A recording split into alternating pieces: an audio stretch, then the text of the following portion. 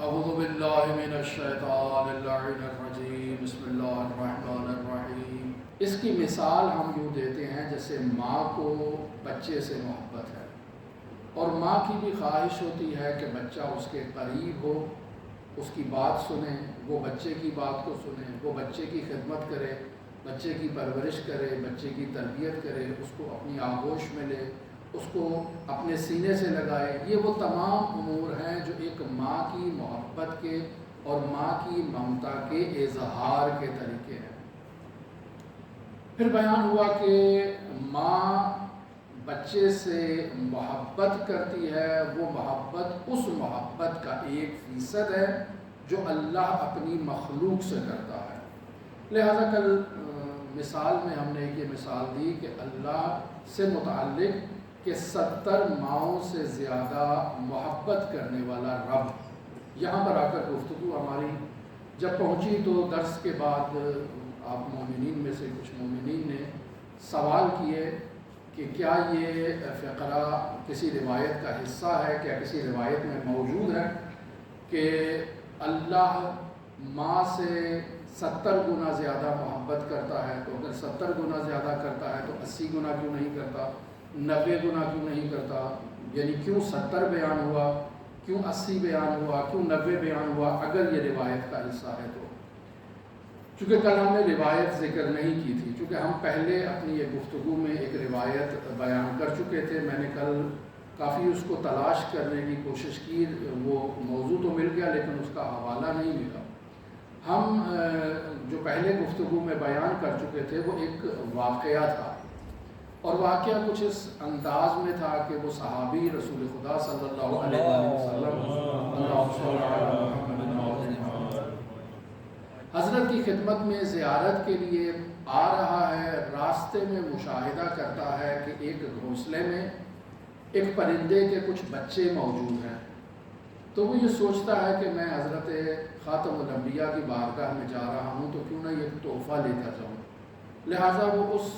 گھونسلے سے بچوں کو اٹھاتا ہے سرور انبیاء کی خدمت میں بطور تحفہ پیش کرنے کے لیے، اور جب خاتم الانبیاء کی بارگاہ میں پہنچتا ہے اور ان بچوں کو وہاں جناب خاتم الانبیاء کی بارگاہ میں پیش کرتا ہے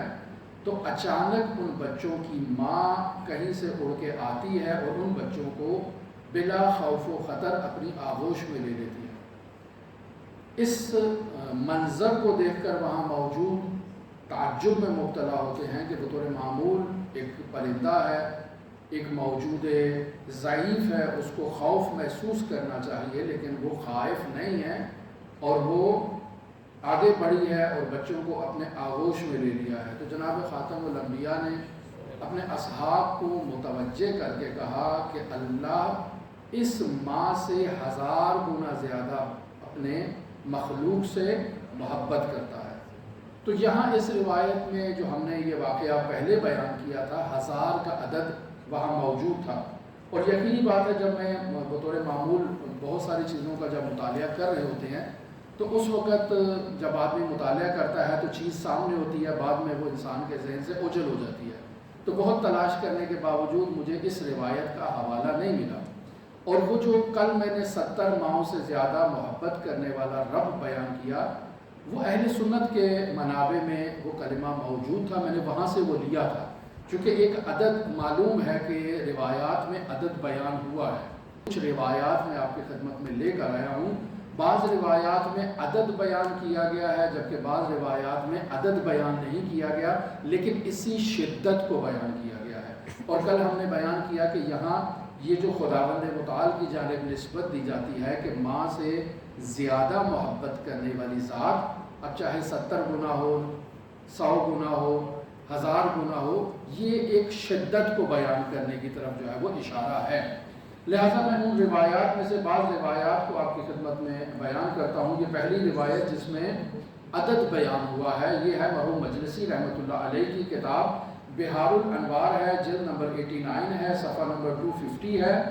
یہاں در واقع قرآن مجید کی کسی آیت کے ذیل میں یہ گفتگو ہو رہی ہے،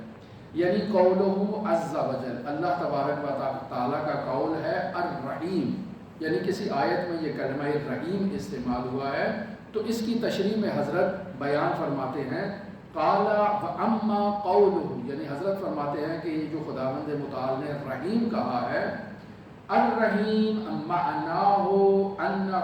رحیم بعبادہ، رحیم کا مطلب یہ ہے کہ وہ ذات اپنے بندوں پر رحیم ہے، ومن رحمتہ انہ خلق مئۃ رحمت، اور اس کی رحمت میں سے یہ ہے کہ اس ذات نے 100 رحمت کے اجزاء کو خلق کیا ہے، یعنی رحمت جب خداوند متعال خلق فرما رہا ہے تو اس کے 100 اجزاء تھے، جعل منها واحد رحمتا واحدتا فی الخلق کلہم، یعنی اللہ نے ان 100 اجزاء میں سے ایک جزو کو تمام مخلوقات میں دے دیا، انہی مخلوقات میں سے ایک مخلوق ماں ہے کہ اللہ نے اس کے وجود میں اس رحمت کو ڈال دیا۔ ہمارے وجود میں بھی جو رحمت آئی ہے وہ اسی ایک حصے کا جزء ہے، اور اس طرح سے کائنات میں جتنی موجودات موجود ہیں ان کے وجود میں بھی جو رحمت ہے وہ اسی رحمت کا ایک ہی جزء ہے، منتہا کسی میں وہ ایک جزء شدید ہے، کسی میں ضعیف ہے، کسی میں بہت ہی ضعیف ہے، کسی میں متوسط درجے کا ہے۔ اور ہم اس کی گفتگو میں پہلے بیان کر چکے کہ انسان جو میٹیریل فراہم کرتا ہے انسانیت کی تخلیق کے لیے، اس میں جو انسان کا کردار ہوتا ہے، والدین کا جو کردار ہوتا ہے، اس کردار کے پیش نظر خداوند متعال اس موجود کو خلق فرماتا ہے۔ اگر ان والدین میں یا والدین کے آباء و اجداد میں کسی ہستی کے اندر محبت موجود ہے، رحمت موجود ہے، تو وہ میراث کے طور پر اولاد میں منتقل ہوتی ہے، شجاعت موجود ہے تو وہ اولاد میں منتقل ہوتی ہے، سخاوت موجود ہے تو وہ اسی تناسب سے اولاد میں منتقل ہوتی ہے۔ لہٰذا انسان جب بچے کی تربیت کرنا چاہتا ہے، یعنی صاحب اولاد ہونا چاہتا ہے، تو اسے ان مراحل سے گزرنا پڑتا ہے کہ وہ پہلے اپنی تربیت کرے، وہ کمالات جو وہ چاہتا ہے کہ اس کے بچے میں منتقل ہوں، ان کمالات کا پہلے وہ خود پیکر بنے، خود مجسمہ بنے، مرد بھی اور عورت بھی، اور پھر اس کے بعد بچے کے لیے جو ہے وہ مراحل کا آغاز کریں، یعنی اس کے بعد ایک دوسرے کے قریب جائیں تاکہ بچے کے وہ جو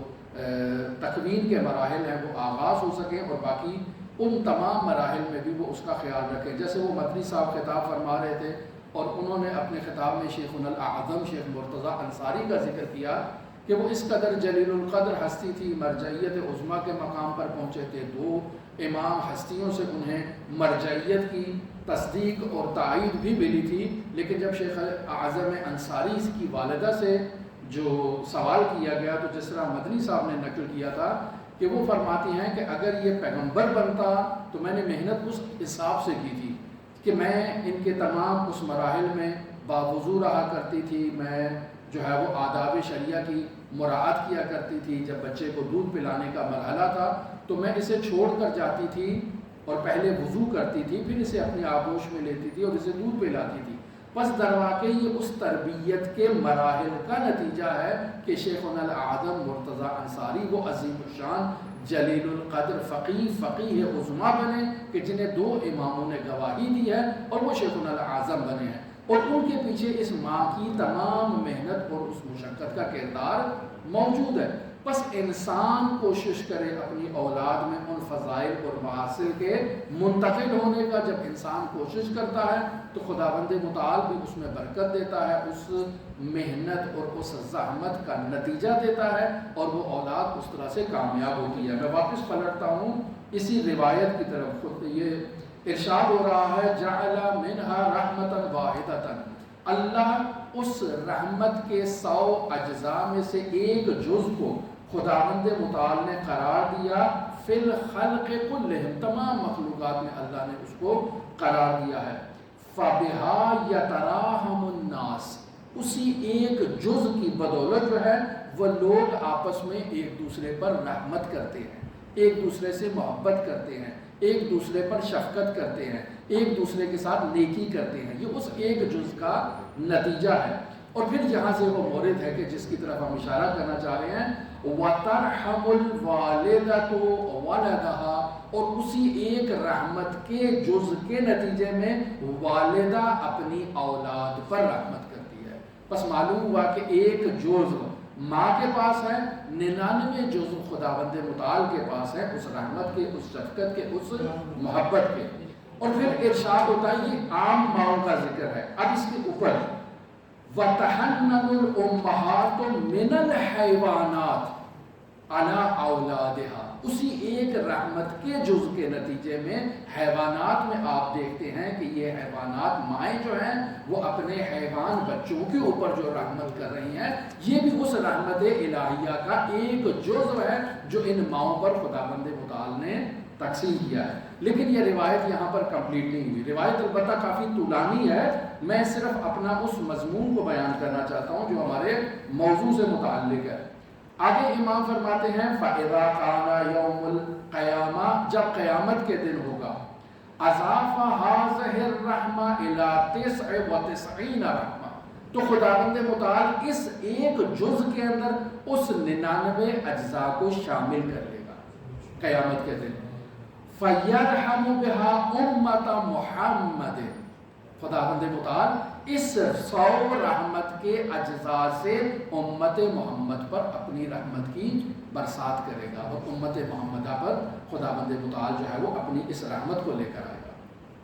خوب، یہ ایک روایت ہے جس میں عدد بیان ہوا ہے کہ خداوند متعال نے اپنی رحمت کو ان اجزاء میں تقسیم کیا، چونکہ محبت بھی اسی رحمت کا جز ہے۔ وہ روایت جس میں عدد بیان نہیں ہوا لیکن اسی مضمون کی طرف گویا کہ وہاں سے بھی استفادہ ہوتا ہے، یہ ہے حضرت امام علی ابن الحسین علیہ آلہ تحیۃ و ثنا کی دعا، جسے سید ابن طاؤس نے اقبال الاعمال جلد نمبر 1 ہے صفحہ نمبر 385 پر، مرحوم مجلسی نے بہار الانوار ہے جلد نمبر 95 ہے صفحہ نمبر 227 پر اس دعا کو ذکر کیا ہے، لیکن اس کا ایک چھوٹا سا جملہ جو ہے نا وہ ہمارے یہاں مورد بحث ہے، یا من ہوا ارحم بی من ابی و امی، اے وہ ذات کہ جو میرے اوپر زیادہ رحم دل ہے میرے ماں اور میرے باپ سے۔ پس معلوم ہوا کہ اللہ کی رحمت ماں اور باپ کی رحمت اور شفقت اور محبت سے زیادہ ہے، یہ ایک نقطہ جو ہے۔ آگے چلتے ہیں، حضرت امام جعفر صادق علیہ السلام، مرحوم کلینی نے کتاب شریف کافی ہے جلد نمبر 2 ہے، کتاب الایمان والکفر ہے، اس میں باب رحمت کے اندر یہ روایت کا یہ حصہ ذکر ہے، ان اللہ ارحم بعبادہ من الوالدۃ بولدها، اللہ ارحم ہے من عبادہ، یعنی ماں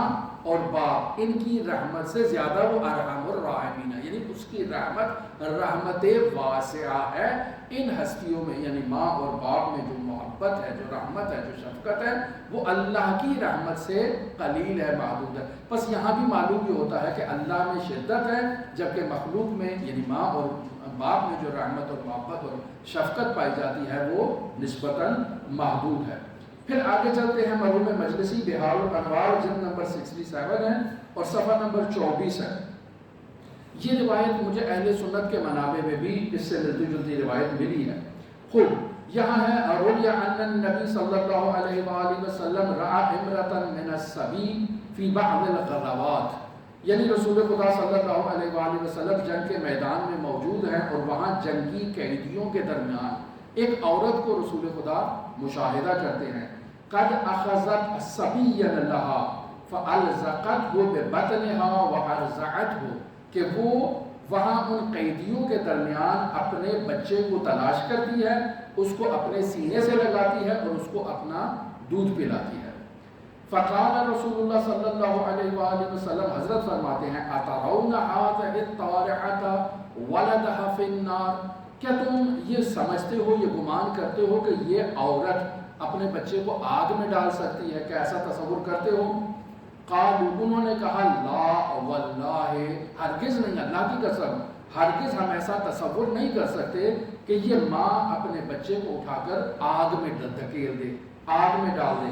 وَهِيَ تَقْدِرُ عَلَىٰ أَنْ لَا تَطْرُحَهُ، یعنی اس کی قدرت ہی نہیں رکھتی ہے کہ یہ اپنے بچے کو آگ میں ڈال دے، چونکہ اس میں شفقت ہے، اس میں محبت ہے، یہ اس شفقت اور محبت کی وجہ سے اپنے بچے کو آگ میں نہیں دھکیل سکتی ہے۔ تو اب یہاں رسول خدا فقال رسول اللہ صلی اللہ علیہ وآلہ وسلم حضرت کیا فرماتے ہیں؟ اللہ ارحم بعبادہ من ہذہ بولدہا، اللہ اس ماں کی جو محبت ہے اپنے بچے کی نسبت، اللہ اس سے زیادہ رحم دل تر ہے اپنی مخلوق کے اوپر۔ جب یہ ماں بچے کو جہنم کی یا دنیا کی آگ میں نہیں ڈال سکتی تو وہ اللہ کیسے انسان کو جہنم کی آگ میں دھکیلے گا؟ بس انسان ہے کہ جو خود کو جہنم کی آگ میں منتقل کرتا ہے۔ اللہ رحمت واسعہ کا مصداق ہے، وہ ہرگز کسی انسان کو، کسی موجود کو، کسی مخلوق کو جس سے وہ محبت کرتا ہے اسے جہنم میں دھکیلنے کے لیے راضی نہیں ہے۔